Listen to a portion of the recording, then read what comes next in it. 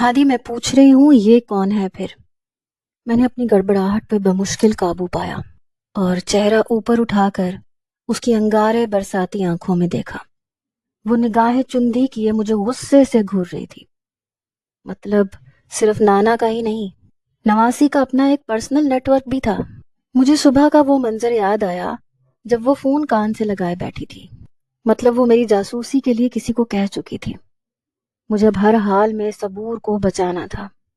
یہ دوست ہے، یونیورسٹی فیلو تھی، میں بس اسے اسٹیشن چھوڑنے گیا تھا۔ جھوٹ، ایک اور جھوٹ۔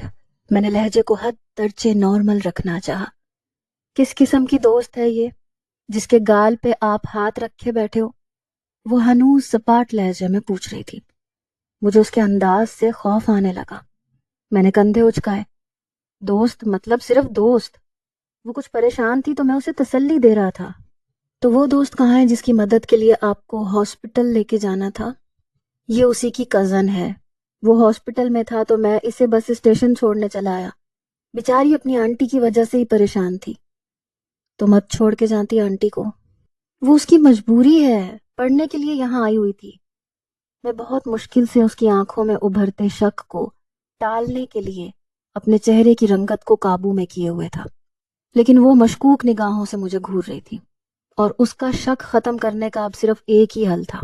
میں نے اسے گلے لگا لیا۔ آیت، آئی لو یو۔ میں نے تم سے شادی کی اور اس کا مطلب یہی ہے کہ صرف تم ہی میری زندگی میں ہو۔ وہ شاید میری طرف سے اس پیش رفت کی توقع نہیں رکھتی تھی، اس لیے بالکل ساکن ہو گئی۔ میں اس سے الگ ہوا تو اس کے چہرے پہ موجود سارا غصہ زائل ہو چکا تھا اور اب وہاں گلال پھوٹ رہے تھے۔ میں نے اس کے چہرے پہ آئی لٹ کو محبت اور نرمی سے پیچھے کیا اور پھر اپنی اداکاری کے جوہر دکھائے۔ تم بہت خوبصورت ہو۔ وہ فوراً شرما کے نگاہیں جھکا گئی اور پھر سر جھٹک کے بولی، سوری، میں نے آپ پہ شک کیا۔ سر اب جلدی سے تیار ہو جائے، ہمیں آپ کے گھر جانا ہے، سب ہمارا ویٹ کر رہے ہیں۔ میں نے مصنوعی مسکراہٹ کو گہرا کیا اور سر ہلاتا ہوا اٹھ کھڑا ہوا۔ میں ابھی ایک قدم ہی آگے بڑھا تھا جب پھر سے اس کی آواز سنائی دی، وہ اپنی دوست کا نام تو بتاتے جائیں۔ اس کا لہجہ عجیب تھا اور آنکھوں کی چمک نے مجھے اندر تک دہلا دیا۔ وہ اس معاملے کو اتنی آسانی سے چھوڑنے والی نہیں تھی۔ آخر اپنے نانا کی سنگت کا کچھ تو اثر تھا۔ نیہا، نیہا نام ہے اس کا۔ ایک بار پھر سے جھوٹ بولا۔ وہ معنی خیز انداز میں مسکرائی، نزاکت سے ساڑی کا پلو سنبھالتی ہوئی اٹھ کھڑی ہوئی، پھر میری آنکھوں کے سامنے آ کر میری آنکھوں میں دیکھا۔ پورا نام بتائیں۔ میں نے ابرو اچکائے اس کی طرف دیکھا۔ وہ گہری مسکراہٹ لیے مجھے دیکھ رہی تھی اور مجھے اب نانا نواسی کی اس گہری مسکراہٹ سے خوف آتا تھا۔ نیہا احمد، میں نے گھٹے لہجے میں کہا اور پھر ہلکا سا مسکرا دیا، ایسی مسکراہٹ جس میں آپ اپنے اندر کے ڈر کو چھپانے کی ناکام کوشش کر رہے ہوں۔ جائیں فریش ہو جائیں جلدی سے۔ وہ اپنے موبائل کی اسکرین کھولتی مجھ سے مخاطب ہوئی اور میں نے کھسیانے پن سے اس کی طرف دیکھا اور باتھ روم میں گھس گیا۔ میں نے جلدی سے اپنا موبائل نکالا اور نیلم کے نمبر پہ پیغام بھیجا، جلدی سے کسی بھی طرح صبور کے والد سے رابطہ کرو، انہیں کہو بس کو اسٹیشن پہنچنے سے پہلے صبور کو اس میں سے اتار لیں۔ میں نے ساتھ میں اسے بس کی تمام تفصیل بھیج دی۔ چند سیکنڈ کے بعد ہی نیلم کا پیغام نظر آیا، کیا ہادی خیریت تو ہے؟ نہیں خیریت نہیں ہے، بس جو کہا ہے وہ کرو اور میرے نمبر پہ کوئی رابطہ مت کرنا جب تک میں خود رابطہ نہ کروں۔ میں نے جلدی سے اسے پیغام بھیجا اور پھر اپنے موبائل سے تمام پیغامات اور فون کال ہسٹری مٹا دی۔ مجھے بہت بے چینی ہونے لگی تھی۔ صبور بس صحیح سلامت اپنے گھر پہنچ جائے۔ عشق میں امتحان بھی اور بھی ہیں۔ اب یہ بات بخوبی سمجھ آنے لگی تھی کہ ہادی کو پا لینا ہی کافی نہیں تھا، ہادی کے دل کو اپنا اسیر کرنا بھی بہت ضروری ہے۔ ساری رات میں یہی سوچتی رہی کہ مجھے اب ہادی کا دل کیسے کیسے جیتنا ہے۔ بس ایسا لگتا ہے چند ہی منٹ کی آنکھ لگی ہوگی، میری آنکھ کھلی تو ہادی بستر پہ نہیں تھا۔ میری پہلی نگاہ واش روم کی طرف اٹھی۔ واش روم میں دیکھا لیکن وہ وہاں نہیں تھا۔ میں بے چینی سے کمرے میں آئی۔ ایک تو اس کے رات والے رویے نے مجھے بری طرح سے ہرٹ کیا تھا اور اب صبح ہوتے ہی وہ پھر سے غائب تھا۔ میں پچھل پیری کی طرح کمرے کے چکر لگاتی رہی، مگر ٹیرس کا دروازہ کھلا دیکھ کر میں ٹیرس کے قریب گئی تو وہ کسی سے فون پہ بات کر رہا تھا۔ بات تو مجھے صحیح سے سمجھ نہیں آئی، لیکن اس کا مشکوک انداز اور مجھ سے نگاہیں چرانا مجھے الجھن کا شکار کر گیا۔ نانا ابھی اور ہادی یقیناً مجھ سے کچھ چھپا رہے تھے، اور اب اس سارے معاملے کی تحقیق مجھے خود کرنی تھی۔ میں نے اپنے لیے مختص کیے گئے خاص گارڈز تمیز الدین اور یاسین کو چاقو چوبند کیا اور ہادی کا پیچھا کرنے کی ذمہ داری سونپی۔ جو نتیجہ میرے سامنے آیا اس نے میرے دل کو جھنجھوڑ کے رکھ دیا۔ ہادی کسی لڑکی کے ساتھ تھا، اتنی معمولی شکل و صورت کی لڑکی۔ مجھے ایسا لگا جیسے مجھے کسی نے زمین میں گاڑ دیا ہو۔ میرے اندر آتش فشاں پھٹنے لگے۔ ہادی کی زندگی میں کسی خوبصورت لڑکی کو دیکھ کے مجھے شاید اتنی تکلیف نہ ہوتی جتنی مجھے اس قدر معمولی شکل کی لڑکی کو دیکھ کر ہوئی تھی۔ میں، آیت ہمدانی، اتنی معمولی لڑکی کے سامنے مات تھی۔ میرا خون کھول رہا تھا۔ میں بیڈ کے کنارے پر بیٹھی سلگ رہی تھی جب وہ کمرے میں داخل ہوا۔ میرے پوچھنے پہ اس نے مجھے بتایا کہ وہ صرف اس کی دوست ہے۔ میں کیسے یقین کروں جب دل میں وہ لڑکی ایک کانٹے کی طرح چبھ گئی ہو؟ میں یوں ہی اس آگ میں سلگتی رہتی اگر وہ برسات بن کر مجھے گلے نہ لگاتا۔ یوں لگا جیسے برسوں کی ریاضت کا پھل مل گیا ہو۔ اس کی اتنی سی قربت نے میرے من کے بجھے دیپ پھر سے جلا دیے، اور اس کی محبت کے اظہار نے تو مجھے سرشار کر دیا۔ اب تو میں اس کی زندگی میں کسی ایسی خاص دوست کو بھی نہیں رہنے دے سکتی تھی جس کی گال پہ ہاتھ رکھ کر تسلی دی جاتی ہو۔ وہ واش روم میں گھسا تو میں نے تمیز الدین کو فون لگایا۔ حکم بی بی جی، اس نے فون اٹھاتے ہی کہا۔ لڑکی کا نام نیہا احمد ہے، پتہ کرو کس بس میں نکلی ہے اور کہاں اترے گی۔ مجھے اس کی مکمل ڈیٹیلز چاہیے۔ جو حکم چھوٹی بیوی۔ اس نے فون بند کر دیا۔ وہ ابھی تک وہیں بس اسٹیشن پر ہی تھا۔ میں نے اسے اپنی اگلی کال آنے تک رکنے کے لیے کہا تھا۔ میں اپنی جگہ سے اٹھی اور پھر بیڈ کے سائڈ میز پر لگے کارڈلیس کو اٹھایا۔ ہادی صاحب کے کپڑے تیار نہیں ہوئے ابھی تک۔ میں ابھی کارڈلیس پہ بات کر ہی رہی تھی جب میرے فون پر تمیز الدین کی کال آنے لگی۔ میں نے کارڈلیس کو رکھا اور موبائل کان سے لگایا۔ ہاں بولو۔ بی بی جی، یہاں تو کسی نیہا احمد کی سیٹ نہیں ہے۔ ہاں، پر لڑکی کراچی کی بس میں ہی سوار ہوئی ہے، یہ کنفرم ہو گیا ہے۔ میرے کان کھڑے ہو گئے۔ کیا ہادی نے مجھ سے اس لڑکی کا نام چھپایا ہے؟ ہاں، تو تم اور یاسین کراچی جاؤ اور مجھے یہ لڑکی چاہیے کسی بھی حال میں۔ میں نے دانت پر دانت جمائے حکم دیا۔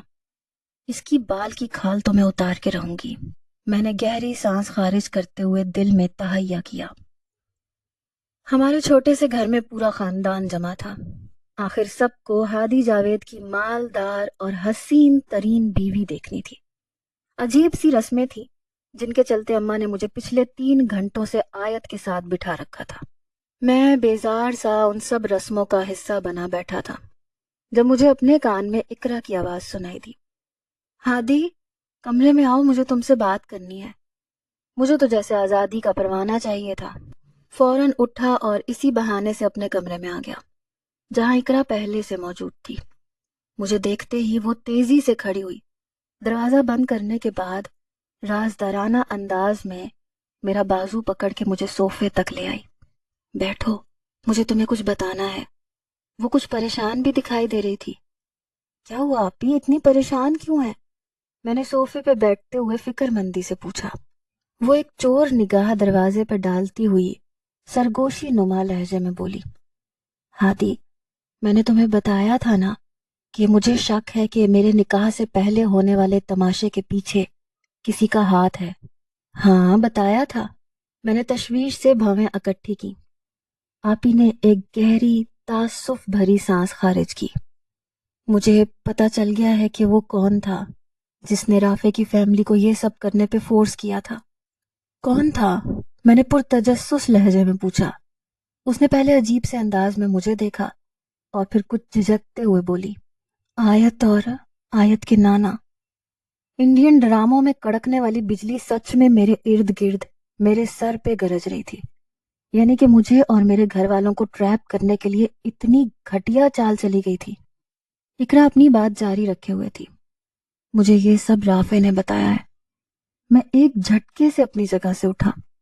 میں چھوڑوں گا نہیں اس آیت کو. اقرا نے پوری قوت سے میرا بازو پکڑ کے کھینچا. پاگل مت بنو ہادی، اپنے گھر کے ساتھ ساتھ میرا گھر بھی برباد کر دو گے. مجھے رافع نے سختی سے منع کیا ہے کہ میں یہ بات کسی کو نہ بتاؤں. انہوں نے بھی مجھے یہ سب تمہاری اور آیت کی شادی ہو جانے کے بعد بتایا ہے. میں نے بے بسی سے اس کی طرف دیکھا اور صوفے پر ڈھیس آ گیا. گھر؟ کیسا گھر آپی؟ میں آیت کو پسند ہی نہیں کرتا ہوں. میں اس سے شادی نہیں کرنا چاہتا تھا، لیکن اب میں بری طرح جکڑا گیا ہوں، بہت بری طرح. اقصیٰ نے میرے کندھے پر دھیرے سے ہاتھ رکھا. میں جانتی ہوں مجھے اور رافع کو محسوس ہو گیا تھا، لیکن ہم بھی تمہاری کسی طرح سے کوئی مدد نہیں کر سکتے. دیکھو میں تو تمہیں یہی کہوں گی، جو ہوا سو ہوا. اب تم اس رشتے کو کسی بھی طرح نبھاؤ. آیت تمہیں بہت چاہتی ہے.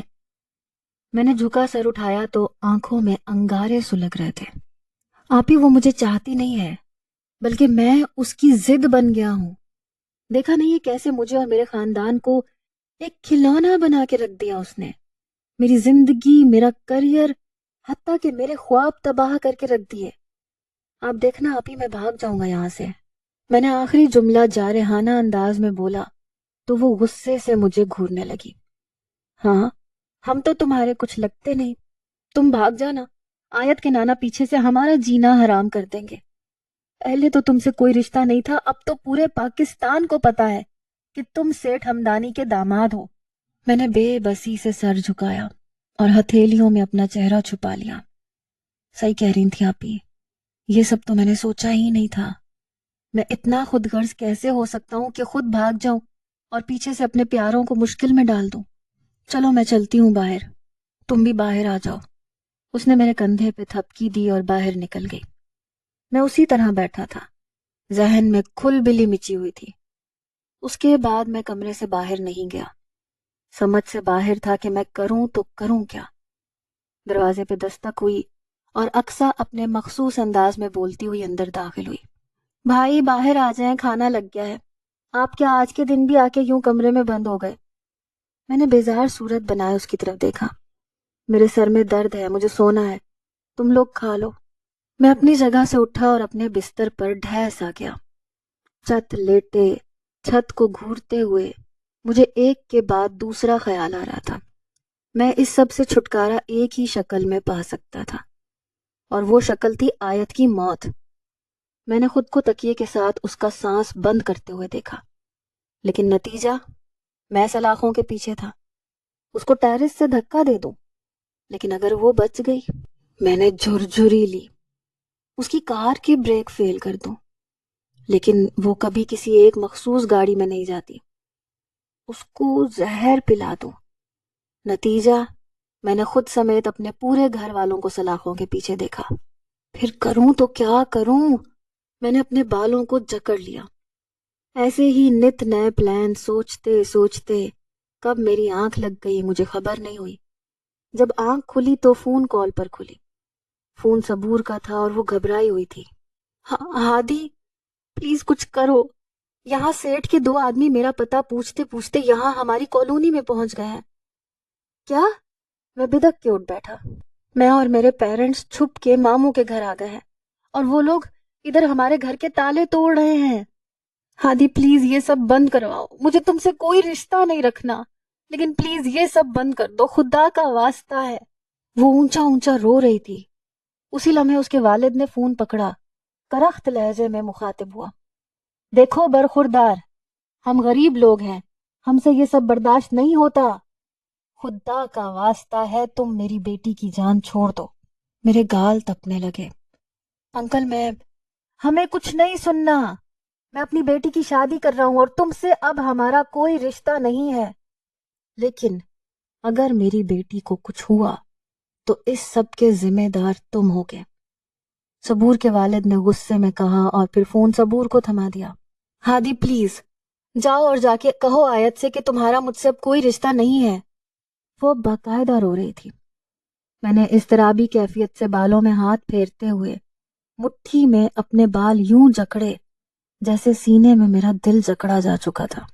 اوکے تم پریشان نہ ہو، میں کچھ کرتا ہوں۔ میں نے فون بند کیا اور یوں ہی حواس باختہ سا کمرے سے باہر آیا۔ لاؤنج سے ہنسنے کی اور باتیں کرنے کی آوازیں آ رہی تھیں۔ میں تیز تیز قدم اٹھاتا لاؤنج میں آیا۔ آیت سامنے بیٹھی تھی اور ارد گرد سارے کزنز بیٹھے ہنس رہے تھے۔ مجھے دیکھتے ہی آیت کی مسکراہٹ گہری ہوئی، ساتھ ہی سب کی چھیڑ خانی کا رخ میری طرف ہو گیا۔ میں نے سب کو نظر انداز کیا اور آیت سے مخاطب ہوا۔ آیت میری بات سننا۔ آیت لجاجت سے مسکراتی اپنی جگہ سے اٹھی کیونکہ سب نے ایک ساتھ شریر انداز میں ہوٹنگ شروع کر دی۔ او ہو!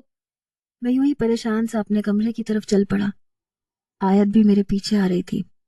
میرے کمرے میں آتے ہی میں نے پلٹ کے اس کی طرف دیکھا۔ وہ ہنوز مسکراتی ہوئی سوالیہ نظروں سے مجھے دیکھ رہی تھی۔ آیت، تم نے نیہا کے پیچھے کن آدمیوں کو بھیجا ہے؟ میں براہ راست اس کی آنکھوں میں دیکھتے ہوئے سوال کر رہا تھا۔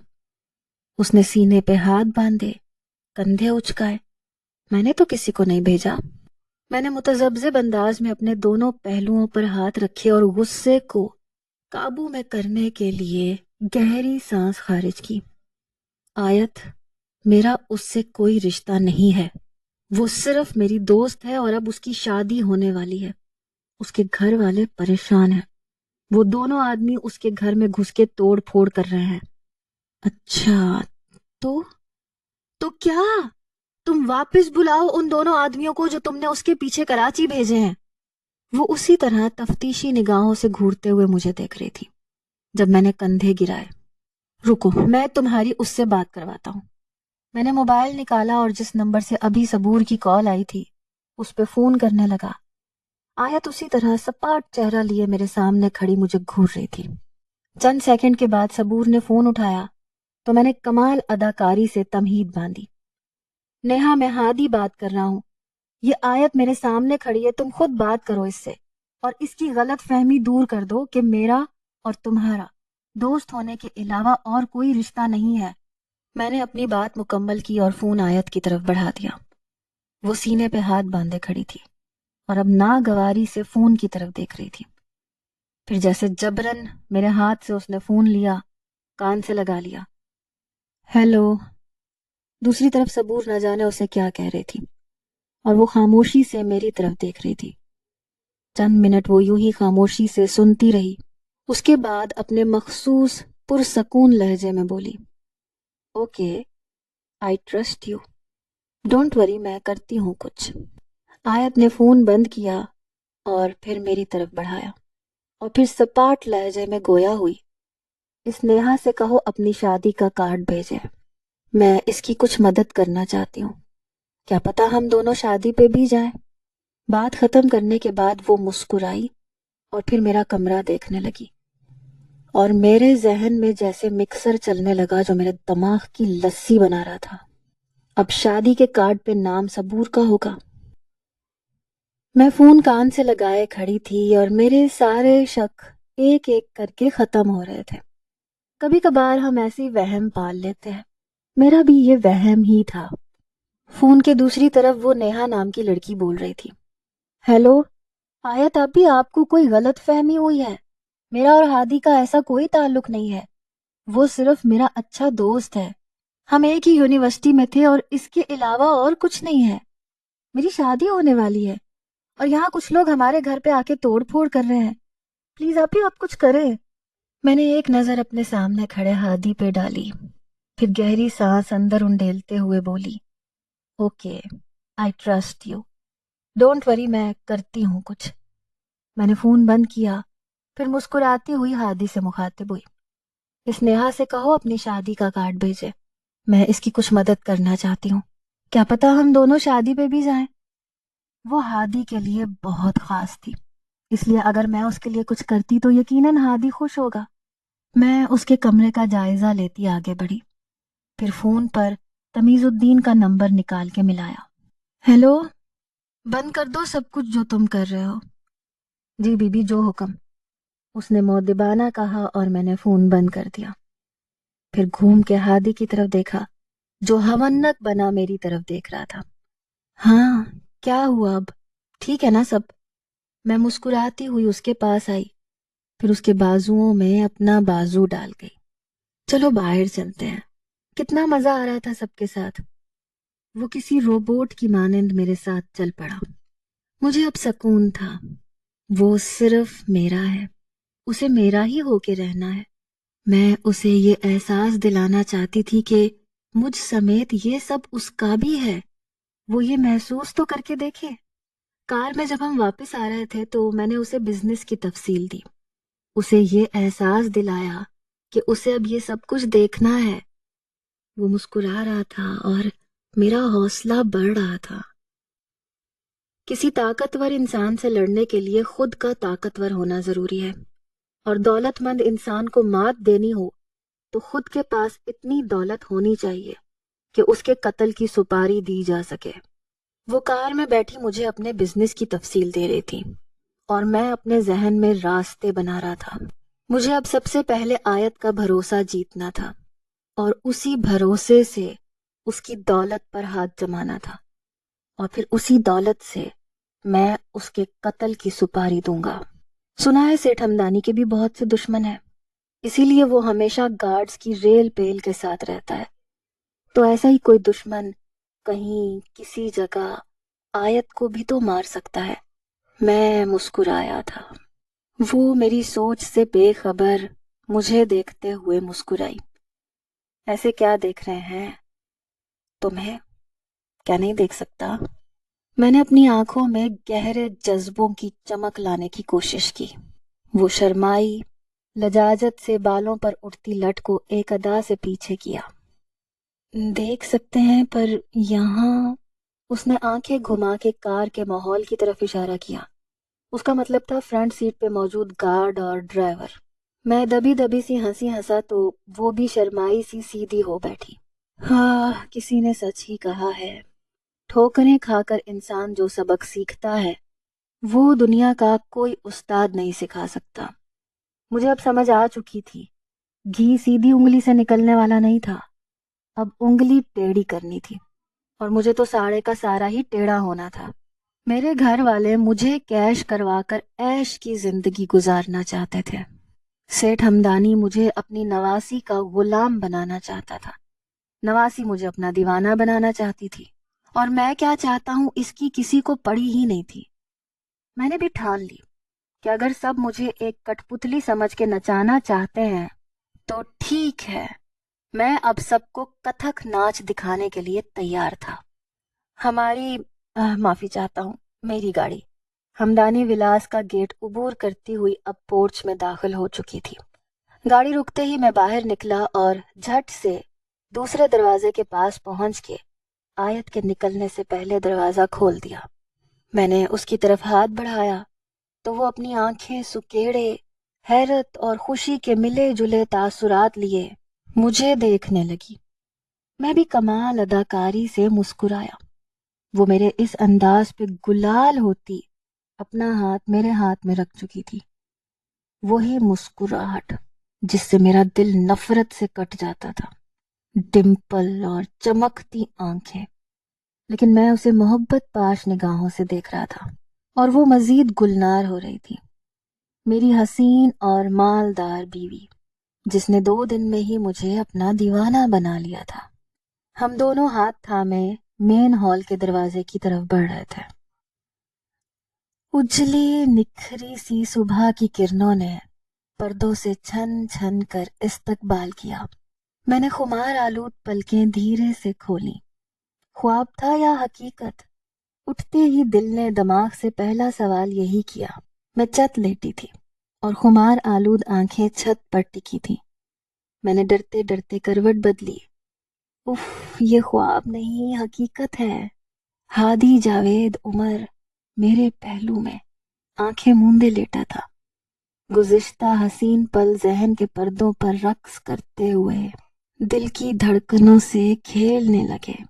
انہیں سوچ کر میرے کانوں کی لوئیں تک تپنے لگیں۔ دونوں ہاتھوں کا تکیہ بنائے اس کو کروٹ میں لیٹی ٹک ٹکی باندھے میں اسے دیکھنے لگی۔ تو پھر ہادی، میں نے تمہیں پا لیا۔ تمہاری محبت، توجہ، دیوانہ پن سب میرے لیے ہے۔ تم نے مجھے مکمل کر دیا۔ میں تمہارا دل جیت لوں گی اس بات کا تو مجھے یقین تھا، لیکن حیرت اس بات کی ہوئی کہ اتنی جلدی جیت لوں گی۔ میں یوں ہی سرشار سی مسکراتی ہوئی اٹھی اور پھر کچھ دیر بعد فریش ہو کر نیچے ہال میں تھی۔ مجھے پتا تھا نانا ابھی جاگنگ سے واپس آنے والے تھے اور یہ خوشی کی خبر میں ان کے ساتھ بانٹنا چاہتی تھی۔ انہیں بتانا چاہتی تھی کہ دیکھیں نانا، ابھی میں نے ہادی کے دل کو اسیر کر لیا۔ ہادی نے مجھے اور میری محبت کو قبول کر لیا۔ وہ بھی مجھے ویسے ہی چاہنے لگا ہے جیسے میں اسے چاہتی ہوں۔ میں ہال میں آ کر خوشی سے چکر لگانے لگی۔ میرے چہرے پہ مسکراہٹ تھی، دل خوشی سے باغ باغ تھا اور پاؤں زمین پر نہیں ٹک رہے تھے۔ نانا ابھی کو آج اتنی دیر کیوں ہو گئی؟ میں نے گھڑی کو دیکھتے ہوئے خود ساختہ سوال کیا۔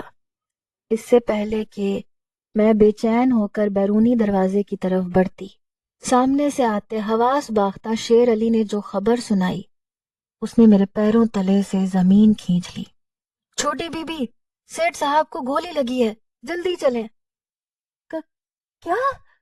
آپ چلے میرے ساتھ؟ شیر علی کے چہرے پر ہوائیاں اڑی ہوئی تھیں۔ باہر ملازموں کا شور و غل برپا تھا۔ ہادی صاحب کو اٹھاؤ۔ مجھے فوراً ہادی کا خیال آیا۔ شیر علی نے نفی میں سر ہلایا۔ آپ پریشان نہ ہو، وہ اکبر کے ساتھ آ جائیں گے، آپ چلے ہمارے ساتھ۔ میں نے فوراً اس کے ساتھ قدم بڑھا دیے۔ نانا ابھی پر حملہ جاگنگ کے وقت ہوا تھا اور گولی ان کے کندھے پہ لگی تھی۔ شیر علی گاڑی میں مجھے تمام تفصیل بتا رہا تھا اور میں پریشان سی ہادی کو فون لگا رہی تھی۔ فون کی مسلسل بجنے پر میری آنکھ کھلی۔ آیت کا نام دیکھ کر میں نے حیرت سے کروٹ بدل کے پیچھے دیکھا۔ وہ بیڈ پہ نہیں تھی۔ میں نے فون اٹھایا، کان سے لگایا۔ ہیلو۔ میرے ہیلو کہنے کی دیر تھی تو وہ تو جیسے بولنے کو بےتاب بیٹھی تھی۔ اس کی آواز رونے کی وجہ سے کانپ رہی تھی۔ ہادی، نانا ابھی کو گولی لگی ہے۔ کیا؟ میرے کانوں کو یقین نہیں آیا۔ دل دھمال ڈالنے ہی والا تھا کہ اس کے اگلے جملے پر ہاتھ مایوسی سے پہلوؤں میں گر گئے۔ شکر ہے گولی ان کے کندھے پہ لگی ہے۔ اکبر نیچے تمہارا ویٹ کر رہا ہے، جلدی پہنچو۔ اوکے، میں آ رہا ہوں، پریشان نہ ہو۔ میں نے اسے تسلی دی، خود فوراً اپنی جگہ سے اٹھا، جبکہ میرا دماغ 180 کی رفتار پر ایسٹیمیٹ لگا رہا تھا۔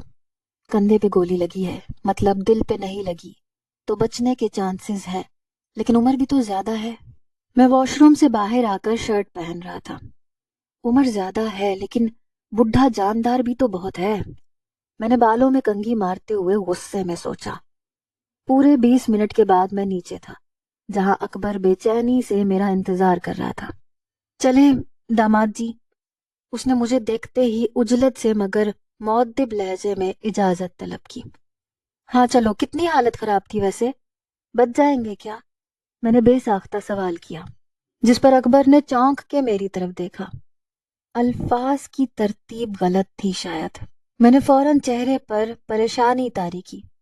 میرا مطلب ہے بچ تو جائیں گے نا؟ کندھے پر گولی لگی ہے، بچ جائیں گے، کچھ نہیں ہوگا ہمارے سیٹ کو، وہ روب سے بولا۔ میں نے بھی فوراً تائید میں سر ہلایا، لیکن دل تو یہی چاہتا تھا کہ بڈھا نہ بچے تو اچھا ہے۔ ہم دونوں 2 گارڈز اور ڈرائیور سمیت گاڑی میں بیٹھ گئے۔ اکبر میرے ساتھ پیچھے بیٹھا تھا۔ میں نے کنکھیوں سے اسے دیکھتے ہوئے پھر سے سوال کیا، ویسے کون سے دشمن ہیں یہ سیٹھ کے؟ سیٹھ کے بھائی کے بیٹے ہونے کے دعوے دار ہیں، بہت سالوں سے دشمنی پال رکھی ہے، جائیداد میں حصہ مانگ رہے ہیں، جبکہ سیٹھ بالاج نے کوئی شادی ہی نہیں کی تھی۔ یہ لوگ جھوٹے ہیں، کہتے ہیں کہ سیٹھ بالاج نے اپنے بھائی سے چھپ کے شادی کی ہوئی تھی اور ان میں سے اب یہ 2 بیٹے ہونے کا دعویٰ کرتے ہیں۔ اکبر مجھے ساری تفصیل بتا رہا تھا اور میرے کان کھڑے ہو رہے تھے۔ اچھا، تو یہ ہے وہ خاندانی دشمن جو سیٹھ تاج ہمدانی کی جان لینا چاہتے ہیں۔ اکبر اپنی بات جاری رکھے ہوئے تھا۔ آیت بی بی کی والدہ کو بھی انہی لوگوں نے مارا تھا۔ وہ کوئی کار ایکسیڈنٹ نہیں تھا، بلکہ ان لوگوں نے کیا تھا سب۔ میرے ذہن میں گھنٹیاں بجنے لگی۔ میں اگر آیت کو مرواتا ہوں تو بھی الزام بآسانی ان لوگوں پر آ سکتا ہے اور میں بچ جاؤں گا۔ میں مبہم سا مسکرایا، لیکن اگلے ہی لمحے مسکراہٹ کو چھپا گیا۔ مبادہ اکبر مجھے ہنستے دیکھ لیتا۔ وہ اب ڈرائیور کو کار پارکنگ میں لگانے کے بجائے سیدھا آگے لے جانے کا کہہ رہا تھا۔ ہم لوگ ہسپتال کی لابی میں پہنچے، استقبالیہ کاؤنٹر سے پتہ پوچھا اور پھر چند منٹ بعد آپریشن تھیٹر کے باہر تھے، جہاں آیت کا رو رو کے برا حال تھا۔ سب مجھے گھور گھور کے دیکھ رہے تھے۔ پہلے تو مجھے سمجھ نہیں آیا، پھر اچانک ذہن میں خیال آیا کہ مجھے آیت کو چپ کروانا ہے۔ یہ خیال آتے ہی میں کھسیانے پن سے آیت کے پاس جا بیٹھا۔ اب میں اسے کیسے چپ کرواتا؟ میں ابھی یہ سوچ ہی رہا تھا کہ وہ میرے کاندھے پہ سر رکھے رونے لگی۔ یہ کیا ہو گیا ہادی؟ اچھا ہی ہوا جو ہوا۔ میں بس چپ کر کے بیٹھا یہی سوچ رہا تھا، اور وہ رونے کے ساتھ ساتھ بول رہی تھی، نانا ابھی کو کچھ ہوا تو میں مر جاؤں گی ہادی۔ نیکی اور پوچھ پوچھ، میرے تو دل کی مراد پوری ہو جائے گی۔ میں نے ذہن میں ہمدانی ولاس سے ایک ساتھ 2 جنازے اٹھتے دیکھے۔ میں دونوں پہلوؤں پہ ہاتھ رکھے پرسکون کھڑا ہوں۔ وہ رو رہی تھی، اب اسے جھوٹی تسلی بھی دینی ضروری تھی۔ ایسے مت بولو آیت، اللہ بہتر کرے گا۔ میں نے اس کے سر کو دھیرے سے تھپکتے ہوئے تسلی کے 2 بول بول ہی دیے۔ ہمیں وہاں بیٹھے 2 گھنٹے گزر گئے۔ جب ڈاکٹر باہر آیا، میں اور آیت تیزی سے ایک ساتھ کھڑے ہوئے۔ میں ڈاکٹر کو اپنی طرف آتے ہوئے دیکھ رہا تھا۔ سوری، ہم پیشنٹ کو نہیں بچا سکے۔ یہ وہ الفاظ تھے جو میرے ذہن میں گردش کر رہے تھے۔ یقیناً اب ڈاکٹر ہمارے سامنے آ کر یہی کہنے والا تھا۔ وہ ہمارے سامنے آ کر کھڑا ہوا اور ہم دونوں اپنی اپنی امید لیے ڈاکٹر کو دیکھ رہے تھے۔ مبارک ہو، پیشنٹ کی جان بچ گئی ہے۔ مجھے اپنے کانوں میں شیشہ کرچی کرچی ہونے کی آواز سنائی دی۔ ڈاکٹر اب آیت سے بات کر رہا تھا، لیکن میں اپنی امید ٹوٹنے کی تکلیف میں تھا۔ ہمیں بس ایک بات کا ڈر ہے، شاید اب سیٹھ صاحب کا ایک بازو اور ہاتھ صحیح سے کام نہ کرے۔ انہیں ابھی کچھ ماہ تک مکمل بیڈ ریسٹ کی ضرورت ہے۔ آیت ڈاکٹر کو بغور سن رہی تھی، میں تو بس سر ہلا رہا تھا۔ مطلب اب سیٹھ صاحب بستر پہ ہوں گے، آیت ان کی تیمارداری پر، اور میرا کام آسان ہو جائے گا۔ میں نے بھویں اچکائیں اور لب بھینچ کر سانس اندر انڈیلی۔ لیٹس سٹارٹ ورک ہادی۔ نانا ابھی ہسپتال میں تھے اور میں اور نانو ان کے ساتھ تھے۔ ہادی نے اس ساری پریشانی میں جس طرح مجھے سنبھالا تھا، میری محبت اس کے لیے مزید بڑھ گئی تھی۔ میں نے اسے ولاس بھیج دیا تھا، کیونکہ ادھر کے کام دیکھنے کے لیے کوئی ہونا چاہیے تھا۔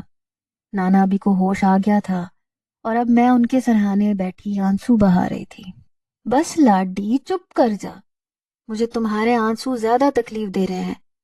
شیر رویا نہیں کرتے، وہ نکاہت سے بول رہے تھے۔ مجھ سے انہیں اس حالت میں دیکھا نہیں جا رہا تھا۔ اگر آپ کو کچھ ہو جاتا تو میں کیا کرتی؟ یہ کون سے دشمن ہیں جو ایسے جان کے پیچھے پڑے ہیں ہاتھ دھو کر؟ کرنا کیا ہے، اپنے نانا کی جگہ لیتی۔ یہ سب تمہارا ہی تو ہے، وہ اتنی تکلیف میں بھی مسکراتے ہوئے کہہ رہے تھے۔ میں نے خفگی سے ان کو گھورا۔ نہیں، مجھے آپ چاہیے ہو، آپ کو کبھی کچھ نہیں ہوگا۔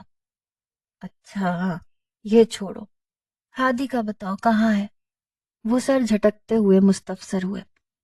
اتنی پریشانی میں بھی میرے چہرے پہ مسکراہٹ بکھر گئی۔ ہادی یہیں تھے میرے ساتھ، میں نے ہی گھر بھیجا ہے کہ وہاں کوئی بھی نہیں ہے۔ ارے اس کا کیا اعتبار؟ نانا ابھی نے تیوری چڑھائے سر کو دائیں بائیں حرکت دی۔ میں نے فوراً نفی میں سر ہلایا۔ اب ہے نانا ابھی؟ میرے چہرے پہ حیا کے سارے رنگ بکھر گئے۔ نانا ابھی نے حیرت سے میری طرف دیکھا اور سوالیہ بھویں اٹھائی، جیسے یقین نہ آیا ہو۔ میں نے لب بھینچے اور مسکراہٹ دباتے ہوئے سر جھکا لیا۔ وہ بھی مسکرا دیے۔ اچھا ہے، بہت اچھا ہے، ہادی تمہارے ساتھ ہے تو مجھے کوئی فکر نہیں ہے۔ میں نے تڑپ کے ان کی طرف دیکھا۔ کیسی باتیں کر رہے ہیں آپ؟ آپ کو مجھے کسی کے سہارے نہیں چھوڑنا ہے، یہیں رہنا ہے میرے پاس۔ ہادی آپ کی جگہ کبھی نہیں لے سکتا۔ وہ بس سر ہلا کے رہ گئے اور آنکھیں موند لیں۔ میں ابھی انہیں زیادہ بلانا نہیں چاہتی تھی، اس لیے اپنی جگہ سے اٹھی، کچھ دور صوفے پہ بیٹھی نانو کے کندھے پہ سر رکھ کے بیٹھ گئی۔ میں سیٹھ ہمدانی کی کرسی پہ بیٹھا تھا. حالات میرے حق میں سازگار ہو رہے تھے. راہیں خود بخود کھلنے لگی تھیں. پچھلے 3 دن سے جو کچھ مجھے پتا چل رہا تھا وہ سب کچھ بہت حیران کر دینے والا تھا. سیٹھ ہمدانی پاکستان کا امیر ترین شخص تو تھا ہی، لیکن ساتھ ہی ساتھ کرپٹ ترین شخص بھی تھا. شیر علی اور دوسرے خاص بندے مجھ پہ سب کچھ واضح نہیں کر رہے تھے، لیکن پھر بھی مجھے اندازہ ہو رہا تھا کہ یہاں بہت کچھ میری سوچ سے بھی زیادہ خطرناک ہے. اب تو میں کسی بھی صورت اس دلدل سے نکلنا چاہتا تھا، لیکن وہ بہت مشکل ہو چکا تھا. میرا پہلا قدم دولت سمیٹنا تھا، جس کے لیے مجھے بہت احتیاط سے کام کرنا تھا. میں نے انہی 2-3 دنوں میں اپنا ایک خفیہ اکاؤنٹ کھلوایا، جہاں مجھے آہستہ آہستہ دولت اکٹھی کرنی تھی.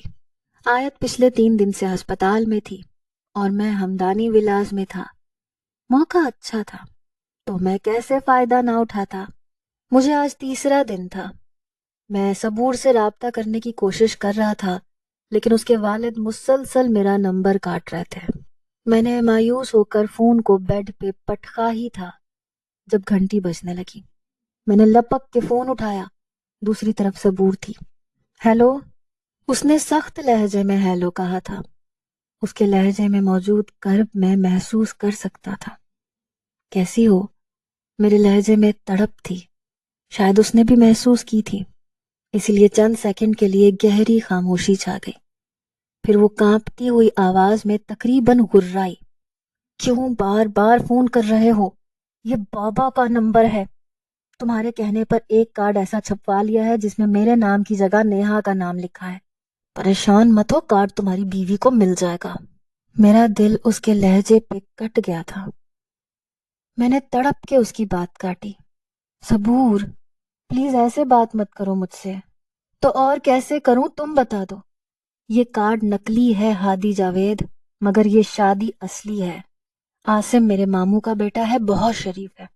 مجھے میری تمام تر غلطیوں سمیت قبول کر رہا ہے. میں بہت خوش ہوں. اس کی آواز کانپ رہی تھی، وہ رو دینے کو تھی. میں نے بھاری لہجے میں پوچھا، تم سچ میں شادی کر رہی ہو؟ دوسری طرف تکلیف دہ خاموشی تھی. مجھے پتا تھا وہ آنسو ضبط کرنے کی ناکام کوشش میں ہے، اور ایسا کرنے میں اسے وقت تو لگ سکتا تھا نا. اور پھر چند سیکنڈ کے بعد اس کی مریل سی زکام زدہ آواز ابھری. ہاں. صبور، مجھے کچھ وقت دے دو پلیز. بس کر دو ہادی، جینے دو مجھے. وہ رو پڑی اور اب میرا دل پھٹ رہا تھا. میں نے چیخ کے دہائی دی، جینا ہے تمہیں لیکن میرے ساتھ. میں آؤں گا صبور، میں یہاں سے نکل کے آؤں گا.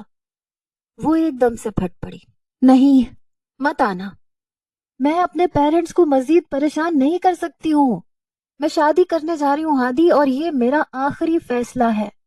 آیت شادی پہ آنا چاہتی ہے تو اسے لے کے آنا، اور پلیز اب اس نمبر پہ میرے بابا کو تنگ مت کرنا. بائے. اس نے سخت لہجے میں کہہ کے فون بند کر دیا تھا، اور میں کسی بت کی مانند کمرے کے وسط میں کھڑا تھا. میں نے پوری قوت سے ہاتھ کو جھٹکا دیا اور فون کو دیوار میں دے مارا. میں سب کچھ ٹھیک کر دوں گا، لیکن اس میں وقت لگے گا. لیکن شاید اتنا کہ میں صبور کو ہمیشہ کے لیے کھو دوں گا.